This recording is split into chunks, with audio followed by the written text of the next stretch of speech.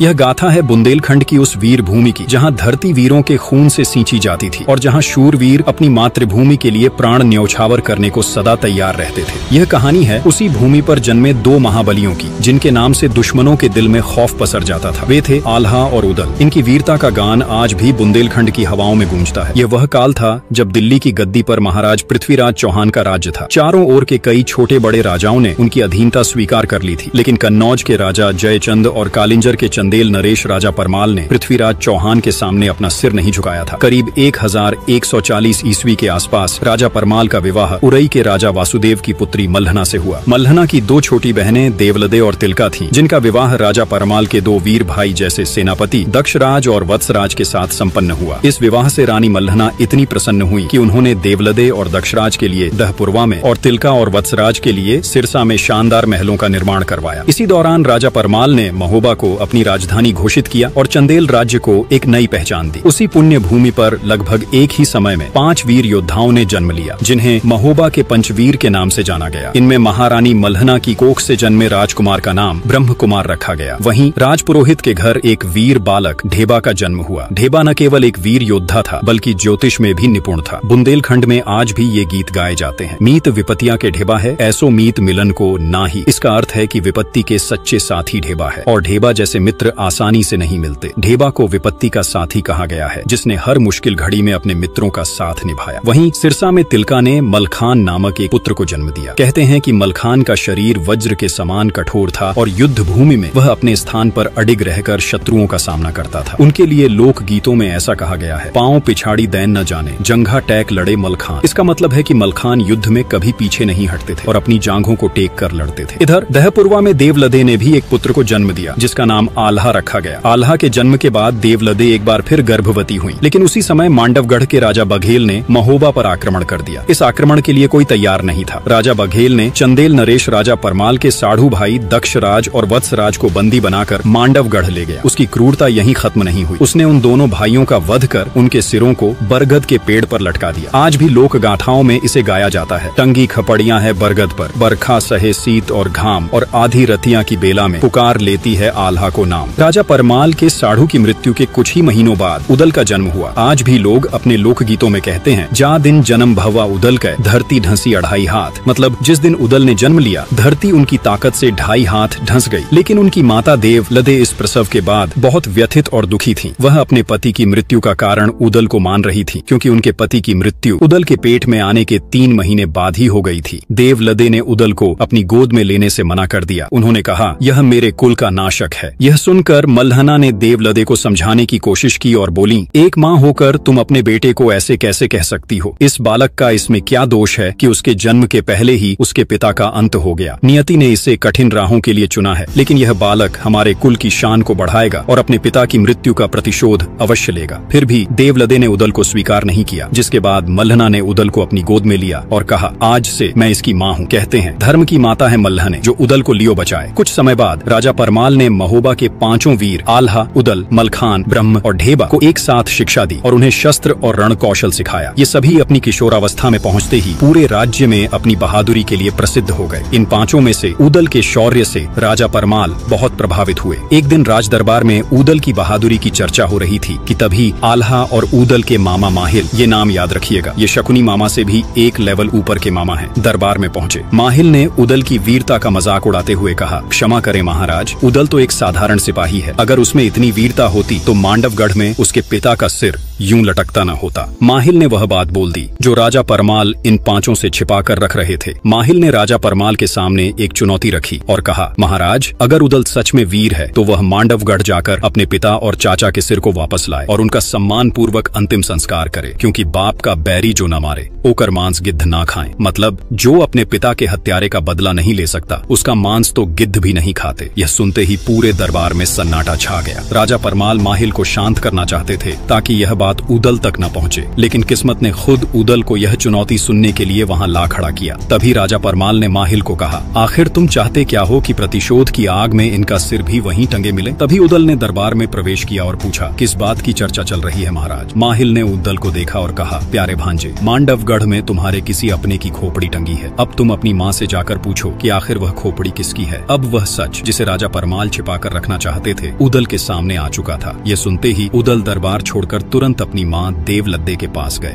और अपनी माँ देवलद्दे के पास जाकर उदल ने पूछा, माँ सच सच बताओ कि हमारे कुल के किस पूर्वज का सिर मांडवगढ़ में लटका है। देवलद्दे यह सुनकर पहले हिचकिचाई और बोली, मैं नहीं जानती ऐसी किसी खोपड़ी को। और वह उदल को शांत करने की कोशिश करने लगी, लेकिन उदल का क्रोध शांत नहीं हुआ। उनकी आंखों में प्रतिशोध की ज्वाला स्पष्ट दिखाई दे रही थी। अंततः देवलद्दे ने उदल से कह ही दिया, टंगी खोपड़ियां बाप चचा की, मांडवगढ़ बरगद की डार, आधी रथिया की बेला में खोपड़ी कहे पुकार पुकार, कहवा आल्हा कहवा उदल, कहवा मलखे लड़ते लाल, बच के आना मांडवगढ़ में राज बघेल जीवता काल। अरे बेटा अभी उम्र है बारी भोरी, खेलो खाओ दूध और भात, चढ़े जवानी तब वाहन पर, तब जाके बघेल को मार। मतलब मांडवगढ़ के बरगद पर टंगी खपड़ियां तेरे पिता और चाचा की है। आधी रात में वे पुकारते हैं, कहाँ है मेरा बेटा आल्हा, कहाँ है मेरा पुत्र उदल। आगे देवलद्दे ने उदल को युद्ध से रोकने की कोशिश करते हुए कहा, अभी तेरी उम्र दूध भात खाने की है, जब तू जवान होगा तभी तुझे इस प्रतिशोध का अधिकार मिलेगा। तभी उदल ने दृढ़ता से उत्तर दिया, माँ शत्रु से बदला लेने के लिए उम्र नहीं देखी जाती। अभिमन्यु ने कम उम्र में चक्रव्यूह तोड़ा था और लवकुश ने बाल्यावस्था में ही पराक्रमी श्रीराम को चुनौती दी थी। देवलद्दे उदल की यह दलील सुनकर चुप हो गईं। उन्हें समझ में आ गया कि उनके पुत्र के मन में प्रतिशोध की आग धधक रही है, जिसे रोक पाना अब असंभव है। फिर वह उदल को मल्हना के पास ले गईं, क्योंकि मल्हना राजमाता अर्थात धर्म माता थी। देवलद्दे ने सोचा कि उदल अपने धर्म माता की बात को नहीं टालेगा। देवलद्दे अपनी बहन मल्हना के कमरे में जाते ही उनके चरणों में गिर पड़ी, लेकिन मल्हना को पहले से ही यह बात पता चल गई थी कि उदल को अपने पिता और चाचा का रहस्य पता चल गया है और अब उदल युद्ध में जाने की इच्छा प्रकट कर रहा है। इसलिए मल्हना ने देवलद्दे को सहारा देकर उठाया और अपने पास बिठाया। फिर उन्होंने उदल की ओर देखा और बोली, हमारे पुत्र ने अपने जीवन में पहली बार युद्ध में जाने की इच्छा प्रकट की है। देवलद्दे, हमें उसे रोकना नहीं चाहिए। यह सुनते ही उदल का दिल खुशी से भर गया और वह गर्व से उठ खड़ा हुआ। लेकिन तभी राजमाता मल्हना ने उदल से कहा, देखो उदल, इस संसार में जितने दिन के लिए जो आया है उसे वह दिन कोई भी नहीं छीन सकता, मगर बेटा यह याद रहे, शत्रु चाहे कुछ भी करे, तुम हमेशा धर्म का पालन करना। मल्हना ने उदल को धर्म युद्ध के आदर्श सिखाए। वह बोली, बेटा कभी किसी से भयभीत मत होना, जो व्यक्ति शरण में आ जाए उसकी रक्षा करना, बालक वृद्ध और नारी पर हाथ न उठाना, यदि शत्रु के पास हथियार न हो तो उस पर कभी भी प्रहार न करना, और भागते हुए शत्रु का पीछा कर उसकी हत्या न करना। हथियार का प्रयोग सदा धर्म के मार्ग पर ही करना। उदल ने राजमाता के उपदेशों को अपने हृदय में संजोया और फिर वो राजा परमाल से युद्ध की अनुमति लेने पहुंचे। फिर जैसे ही उदल ने राजा परमाल से युद्ध की बात की, राजा परमाल उन्हें मांडवगढ़ के दुर्ग की कठिनाइयों के बारे में बताने लगे। वे कहे कि देखो उदल, मांडवगढ़ दुर्ग लोहे की दीवारों से घिरा है और चारों ओर गहरी खाई है। खाई के चारों तरफ बबूल के घने जंगल हैं। इसे भेदना आसान नहीं है और तुम्हारी आयु भी अभी बहुत छोटी है। तभी उदल ने गर्व से उत्तर दिया, क्षत्रिय का जीवन लंबा होना भी नहीं चाहिए महाराज। 12 बरस लौ कुकर जीवै, 16 लौ जिये सियार, बरस 18 क्षत्रिय जीवै, आगे जीवै को धिक्कार। मतलब 12 बरस कुत्ता जीता है, 16 साल सियार, और क्षत्रिय का जीवन यदि 18 वर्ष से अधिक हो जाए तो वह धिक्कार का पात्र है। यह सुनकर राजा परमाल ने कहा, सिर्फ पराक्रम से कुछ नहीं होता बेटे उदल, बुद्धि का भी प्रयोग करना चाहिए। पराक्रम के साथ बुद्धि का संतुलन विजय का मार्ग आसान बना सकता है। तभी उदल बोले, रणभूमि में 2 ही परिणाम होते हैं महाराज, वीर गति या विजय। ये सुनते ही पूरा दरबार जोश से भर गया और सभी लोग उदल की बातों से सहमत हो गए। तब यह देख राजा परमाल ने भी उदल को युद्ध लड़ने की अनुमति दे दी। महाराज से युद्ध की अनुमति लेकर उदल ने अपने चारों वीर भाइयों को बुलाया और सबने मिलकर मांडवगढ़ पर विजय प्राप्त करने की योजना बनाने में जुट गए। तभी मलखान ने कहा, हमें पहले दुर्ग की जानकारी प्राप्त करनी चाहिए, क्योंकि ऐसे ही हमला करना खतरनाक हो सकता है। आल्हा ने सहमति जताते हुए कहा, हाँ मलखान सही कह रहा है, दुर्ग की संरचना और उसमें प्रवेश के मार्ग जानना आवश्यक है।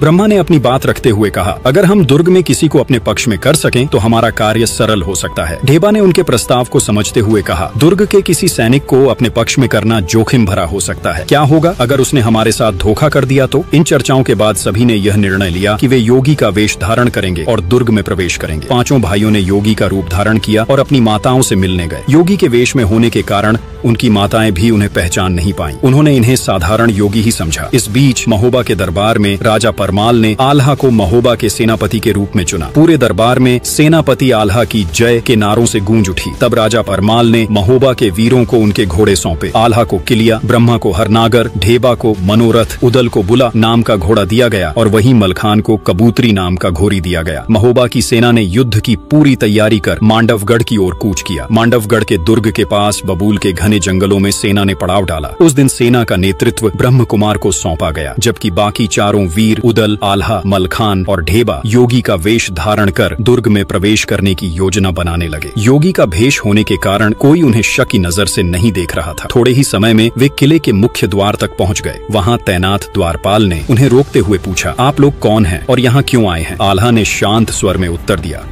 हम हिमालय से सन्यासी हैं और दक्षिण के हिंद महासागर तक की यात्रा कर रहे हैं। राह में आपका नगर आ गया तो हमने सोचा कि इस पवित्र स्थान में रुककर थोड़ा विश्राम कर लें। द्वारपाल ने संदेह भरी नजरों से चारों की ओर देखा और पूछा, यहाँ कितने दिनों तक रुकने का इरादा है? तभी मलखान मुस्कुराए और बोले, यदि सन्यासी को यह पता होता कि वह कितने दिन रुकेगा तो फिर वह सन्यासी कैसे होता? हमारा मन होगा तो महीनों ठहरेंगे, नहीं तो क्षण भर में आगे बढ़ जाएंगे। द्वारपाल ने उनकी बात पर विश्वास करते हुए उन्हें नगर में प्रवेश करने दिया। किले के अंदर प्रवेश करते ही उदल की दृष्टि वट वृक्ष पर पड़ी, जहाँ 2 कटे हुए सिर टंगे हुए थे। वे दक्षराज और वत्सराज के सिर थे। यह दृश्य देख उदल का मन व्याकुल हो उठा। द्वारपाल उसकी व्याकुलता को पहचानते हुए बोला, अरे छोटे बाबा जी, इन खोपड़ियों को देखकर विचलित मत होइए। हमारे नगर में और भी सुंदर दृश्य हैं, आप उनका आनंद लीजिए। आल्हा ने स्थिति को संभालते हुए कहा, स्वामी उदल, एक सन्यासी को इस प्रकार की घटनाओं से विचलित नहीं होना चाहिए। मृत्यु तो जीवन का अंतिम सत्य है। उन्होंने उदल को शांत किया और कहा, धैर्य रखो भाई, समय आने पर हर प्रश्न का उत्तर मिलेगा। तब उदल ने स्वयं को संभाला और फिर चारों आगे बढ़ गए। चारों वीर फिर अपनी योजना के अनुसार किले के भीतर बढ़े। किले में प्रवेश करने के बाद वे सभी योगी के वेश में रानी कुशला के कक्ष में पहुंचे। रानी कुशला ने उनका आदर सत्कार किया और उनसे भजन प्रस्तुत करने का अनुरोध किया। आल्हा ने अपनी ढलियां उठाई, मलखान ने मृदंग, ढेबा ने बांसुरी और उदल ने अपने मधुर स्वर में गायन आरंभ किया। उनके दिव्य संगीत से समा बंध गया। रानी कुशला उनके भजन में इतनी खो गईं कि जैसे समय थम सा गया हो। उनकी आंखों में योगियों के प्रति आदर झलकने लगा। भजन समाप्त होते ही रानी कुशला ने उन्हें मोतियों से भरी एक थाली भेंट में दी। आल्हा ने थाली में पड़े मोतियों को उत्सुकता से देखते हुए कहा, माता, ये किस वृक्ष के पुष्प हैं? कितने अद्भुत हैं। रानी कुशला मुस्कुराई और बोली, स्वामी जी, यह मोती हैं जो सागर में पाए जाते हैं। ये अनमोल हैं, ये हमारे राजमहल की शोभा बढ़ाते हैं। तब आल्हा ने विनम्रता से उत्तर दिया, माता, हम सन्यासियों का जीवन साधना और भजन का है। मोतियों से हमारा क्या प्रयोजन? इन्हें आप ही रख लें। हमारा धन तो बस भगवान का नाम और लोगों का प्रेम है। रानी कुशला योगियों की इस सरलता और त्याग से अत्यधिक प्रभावित हुई। उनकी आंखों में आदर और श्रद्धा झलकने लगी। वह बोली, हमारे राजमहल में कई संत महात्मा आते हैं, किंतु आप लोगों से मिलकर ऐसा लगा जैसे सच्चे योगियों का दर्शन हो गया है। बताइए और क्या सेवा कर सकती हूँ? आल्हा ने विनम्रता से निवेदन किया, माता, आपका आतिथ्य और सम्मान अपार है। यदि आप अनुमति दें तो हम दुर्ग की परिक्रमा करना चाहेंगे। यहाँ का इतिहास और भव्यता हमारी साधना को और प्रेरणा देगा। रानी कुशला ने तुरंत अपनी पुत्री विजयसेना को बुलाया और आदेश दिया, पुत्री, इन महान संतों को पूरे दुर्ग का भ्रमण कराओ और इन्हें यहाँ की हर विशेषता दिखाओ। इस प्रकार वीरों ने मांडवगढ़ दुर्ग में प्रवेश करने की पहली जीत प्राप्त की। रानी कुशला का आदेश मानते हुए विजयसेना योगियों को दुर्ग दिखाने निकल पड़ी। विजयसेना बड़ी सावधानी से उन्हें दुर्ग का प्रत्येक कोना दिखा रही थी, लेकिन जैसे ही वे दुर्ग की गुप्त सुरंग के पास पहुंची, राजकुमारी के मन में द्वंद्व उत्पन्न हो गया। वह सोचने लगी, क्या इन योगियों को सुरंग दिखाना ठीक होगा? एक तरफ उनकी माँ का आदेश था कि दुर्ग की पूरी परिक्रमा कराई जाए, तो दूसरी तरफ राज्य की सुरक्षा का प्रश्न था। वह उदल के नजदीक ही चल रही थी। जैसे ही वह यह सोच रही थी कि क्या करें, तभी पास चलते हुए उदल ने राजकुमारी के चेहरे के भाव पढ़ लिए। वह समझ गए कि राजकुमारी कुछ छिपा रही है। तभी उदल ने दृढ़ स्वर में कहा, अलख निरंजन, हमें झात हो रहा है कि आप हमसे कुछ छिपा रही हैं। राजकुमारी, आपकी माता का आदेश है कि आप हमें पूरा दुर्ग का भ्रमण करवाएं। यदि आप हमें पूरा दुर्ग नहीं दिखाएंगी तो यह आपके राज परिवार के लिए उचित नहीं होगा। हम सन्यासी हैं, हम श्राप दे देंगे। तब राजकुमारी विजयसेना क्रोध में बोली, तुम सन्यासी नहीं, तुम सब पाखंडी हो, भोगी हो। तुम सिर्फ राजमाता को ही अपने इस योगी भेष से बेवकूफ बना सकते हो, मुझे नहीं। मैं जानती हूँ तुम कौन हो, तुम महोबा के वीर उदल हो। राजकुमारी की यह बात सुनकर सभी हैरान रह गए, मानो उनके पैरों तले से जमीन खिसक गई। तभी उदल ने भी चकित होकर पूछा, राजकुमारी, आपने मुझे कैसे पहचाना? तब राजकुमारी विजयसेना ने कहा, याद करो, जब तुम सिरोंज के महाराज की बेटी के विवाह के समय बारातियों में शामिल थे, तुम्हारी वीरता की कहानियां उस समय प्रसिद्ध हो चुकी थी। तुम केसरिया वस्त्र धारण किए हुए बेदला घोड़े पर सवार होकर आगे बढ़ रहे थे। तभी मेरी सहेलियों ने मुझे बताया था कि तुम महोबा के वीर उदल हो। फिर विजयसेना ने गंभीर स्वर में कहा, लेकिन मुझे यह समझ नहीं आता कि इतने बड़े महान योद्धा को कायरता का यह नाटक क्यों करना पड़ रहा है। ये कहते ही विजयसेना ने अपनी प्रचंड तलवार निकाल ली। तभी उदल ने शांत स्वर में कहा, राजकुमारी, यह कायरता नहीं है। आपके पिता ने छल से हमारे पिता और चाचा की हत्या की और उनकी खोपड़ियां इस दुर्ग के वट वृक्ष में टांग दी। जब तक हम उनका प्रतिशोध नहीं लेंगे, न हमारी आत्मा को शांति मिलेगी, न उनकी आत्मा को। आप चाहें तो यह बात अपने पिता को जाकर बता सकती हैं। हम भागने वाले नहीं हैं, लेकिन प्रतिशोध जरूर लेंगे। तब राजकुमारी विजयसेना ने दृढ़ता से उत्तर दिया, यह सही है कि मेरे मेरे पिता ने अधर्म किया, परंतु मैं इसे स्वीकार नहीं कर सकती कि तुम छल का सहारा लो। ये कहते हुए राजकुमारी ने उदल के सामने तलवार खींच दी। वह पूरी ताकत से उदल पर वार कर रही थी, लेकिन उदल सिर्फ बचाव कर रहे थे, क्योंकि राजमाता मल्हना ने उन्हें आदेश दिया था कि स्त्री पर कभी शस्त्र नहीं उठाना। उदल केवल अपनी तलवार से वार रोक रहे थे, लेकिन राजकुमारी पूरी ताकत से प्रहार कर रही थी। यह देख आल्हा, मलखान और ढेबा सभी बेबाक रह गए। थोड़ी देर बाद राजकुमारी थककर बेहोश हो गई। तब सभी ने राजकुमारी के मुंह पर पानी के छींटे मारे। जब वह होश में आई तो उसका अभिमान समाप्त हो चुका था। उसने कहा, उदल, तुम्हारे बारे में जो सुना था, तुम उससे कहीं अधिक वीर और धर्म प्रिय हो। तुम्हारी वीरता को प्रणाम। मैं स्वीकार करती हूँ कि मेरे पिता ने तुम्हारे पिता के साथ अधर्म किया था, इसलिए मैं भी अब इस युद्ध में तुम्हारा साथ दूंगी। फिर उसने आगे कहा, यह जो दीवार है, इसके पीछे एक गुप्त सुरंग है। यह सुरंग यहाँ से निकलकर बबुरी वन में जाती है। यह दुर्ग इतना सुरक्षित है कि किसी और मार्ग से यहाँ प्रवेश करना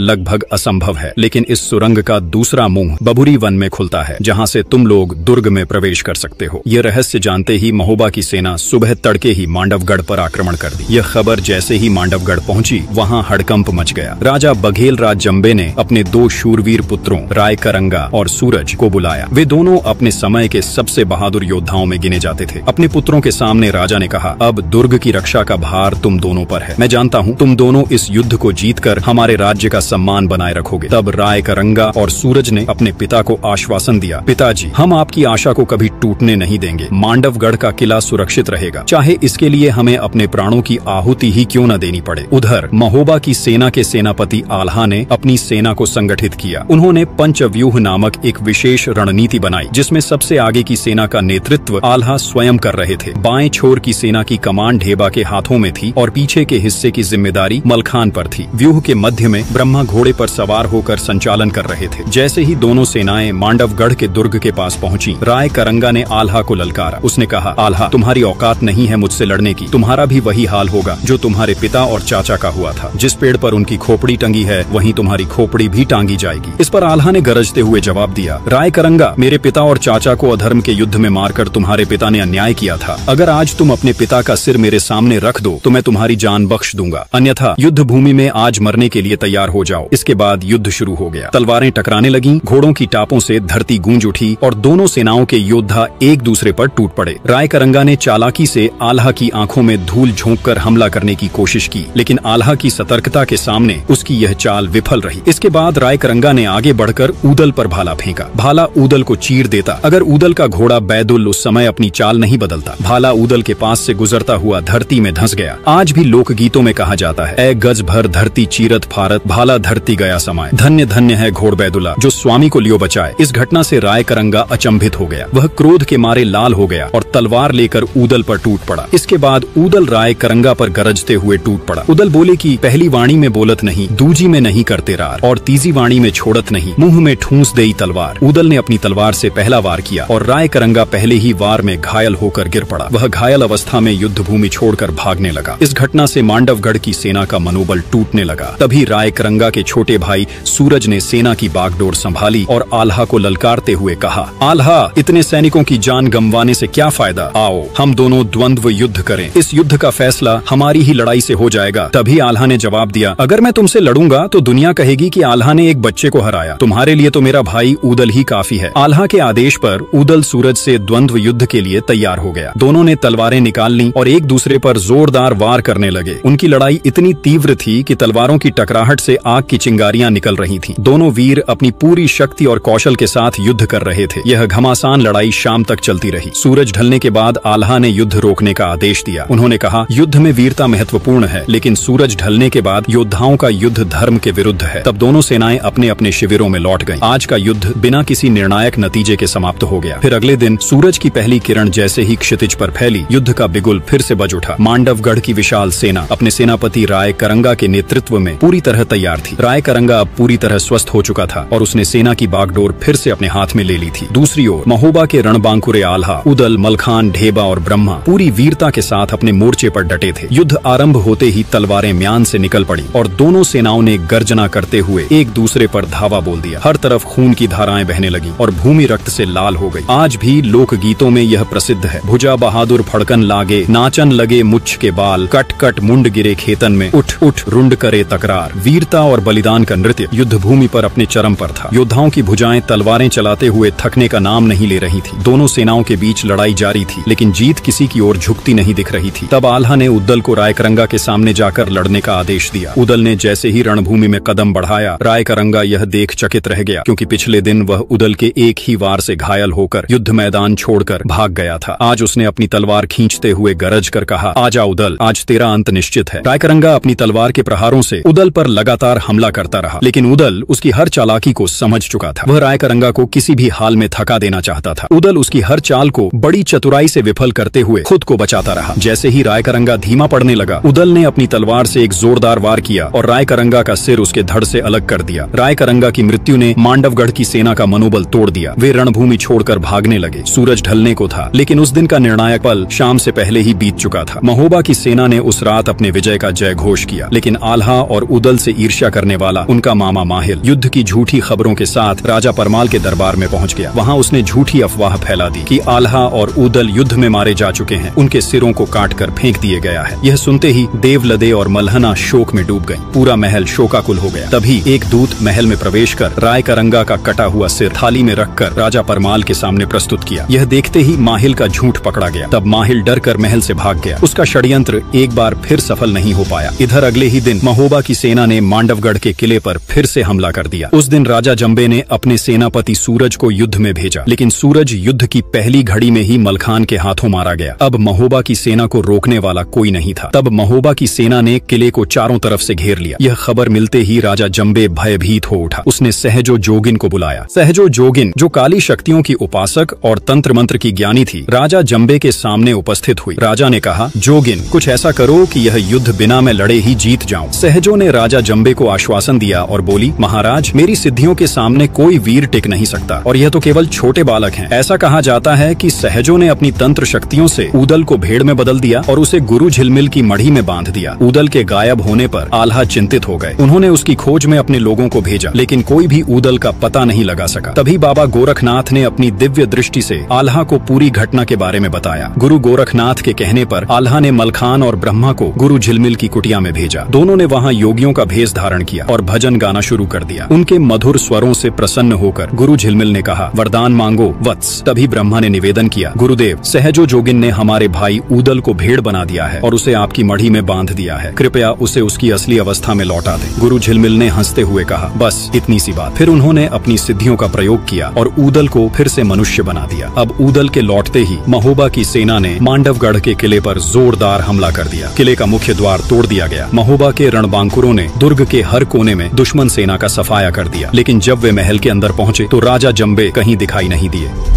तभी महोबा के 3 वीर आल्हा, मलखान और ढेबा जब किले से बाहर आ रहे थे तो रास्ते में उन्हें सहजो जोगिन मिली। वीरों ने बिना देर किए उसकी काली शक्तियों का स्रोत, उसके जूड़े को अपनी तलवार से काट दिया। जैसे ही उसका जूड़ा कटा, सहजो की सारी सिद्धियां उसी क्षण नष्ट हो गईं। इसी बीच एक घुड़सवार सैनिक बबुरी वन से आता हुआ महोबा की सेना के पास पहुंचा और उसने उद्दल से कहा, महाबली उद्दल, सेनापति आल्हा ने संदेश भेजा है कि राजा जंबे का कोई पता नहीं चल रहा है। संभवतः वह कहीं छिप गया है। तभी उद्दल ने कहा, राजा जंबे के छिपने के लिए सबसे सुरक्षित स्थान सुरंग ही हो सकता है। इसके बाद उद्दल ने सैनिकों को बबुरी वन में खुलने वाली सुरंग के मुख पर आग लगाने का आदेश दिया। सैनिकों ने सुरंग के द्वार पर आग प्रज्वलित कर दी और आग तेजी से सुरंग के अंदर फैलने लगी। तभी पास खड़े ब्रह्मा ने सैनिकों को आदेश दिया, आग समाप्त होते ही इसे फिर से प्रज्वलित करना, कोई भी दुश्मन बचकर न निकल पाए। जैसे ही आग सुरंग में फैलने लगी, भीतर छिपे राजा जंबे का धैर्य जवाब दे गया। वह अपने विशाल और भव्य हाथी भौरानंद पर सवार होकर बाहर निकला। हाथी पूरी सजावट के साथ गर्व से चल रहा था और जंबे उसकी पीठ के सिंहासन पर बैठा हुआ था। यह दृश्य देखकर उद्दल ने अपने घोड़े बेंदुला को दौड़ाया और बिजली की गति से हाथी की ओर बढ़ा। उसने घोड़े की टापों से हाथी के माथे पर जोरदार प्रहार किया। हाथी दर्द से बौखला गया और अपनी दिशा खो बैठा। उसी समय उद्दल ने हाथी की पालकी पर लगे ध्वज को अपनी तलवार से काटकर नीचे गिरा दिया। उद्दल ने एक ही छलांग में घोड़े से कूदकर हाथी की पीठ पर चढ़ाई कर दी। राजा जंबे के संभलने से पहले ही उद्दल ने उसकी गर्दन पर तलवार का ऐसा प्रचंड वार किया कि उसका सिर धड़ से अलग होकर नीचे गिर पड़ा। राजा जंबे के मारे जाते ही मांडवगढ़ का युद्ध समाप्त हो गया। महोबा की सेना ने किले पर विजय प्राप्त कर ली। पूरा किला महोबा के वीरों की जय और आल्हा उद्दल की जय के नारों से गूंज उठा। युद्ध के जीत के बाद जब यह शुभ समाचार राजा परमाल तक पहुंचा तो उन्होंने पूरे राज्य में विजय उत्सव मनाने का आदेश दिया। महोबा के राजमहल को दीपों से सजाया गया और वहां आम दरबार लगाया गया। महल के विशाल सभागार में आल्हा, उद्दल, ब्रह्मा, मलखान, ढेबा और अन्य वीर राजा परमाल के सामने आए और उन्होंने उन्होंने उन्हें प्रणाम किया। आल्हा ने अपने पिता दक्षराज और चाचा वत्सराज के सिर को सम्मान पूर्वक राजा परमाल के समक्ष रखा और वहीं ऊदल ने भी अपनी प्रतिज्ञा पूरी करते हुए राजा जंबे का सिर मल्हना और देवलदे के चरणों में रखा। उन्होंने भावुक स्वर में कहा, माँ, जिसने हमारे पिता का अपमान किया और उन्हें छल से मारा, उसका अंत हो चुका है। मल्हना ने अपने पुत्र को आशीर्वाद दिया। बुंदेलखंड में चारों ओर खुशी का माहौल था। महोबा के रणबांकुरों के पराक्रम के चर्चे हर ओर हो रहे थे, लेकिन इस जीत ने आल्हा और उदल के मामा माहिल के दिल में जलन और द्वेष की आग को और भड़का दिया। वह आल्हा और उदल के मौत का प्रपंच फिर से रचने लगा। लेकिन क्या उसका यह प्रपंच इस बार सफल होगा? यह जानने के लिए हमारे अगले वीडियो का इंतजार कीजिए। अगर आप यहाँ तक वीडियो देख रहे हैं तो हमें कमेंट में जरूर बताएं कि आल्हा उदल के बाद आप किस वीर की कहानी जानना चाहते हैं। आपकी राय हमारे लिए बहुत मायने रखती है। वीडियो को देखने के लिए आपका बहुत बहुत धन्यवाद।